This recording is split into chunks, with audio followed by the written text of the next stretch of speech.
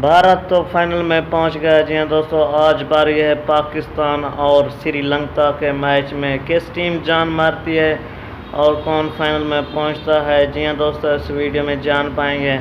आपसे गुजारिश है कि अगर अभी तक मेरा चैनल सब्सक्राइब नहीं किया तो काइंडली मेरे चैनल को ज़रूर सब्सक्राइब करें और साथ ही दिए गए बेल के आइकन को ऑल के नोटिफिकेशन पर इनेबल कर दें ताकि तमाम पर वीडियोज़ आपको वक्त पर मिलती रहें। जी हाँ दोस्तों, आपको अहम खबर से आगाज़ किया जा रहा है।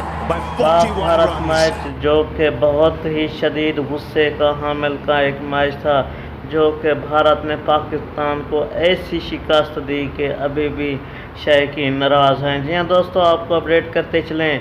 इंडिया की शानदार कारकर्दगी की बदौलत वो फाइनल में कल के मैच में श्रीलंका को हराकर फाइनल के लिए क्वालिफाई कर चुका है। जी हाँ दोस्तों, अब बारी अब पाकिस्तान की है और किस तरह ये टीम अपनी जान मारती है। जी हाँ दोस्तों, अब फैसला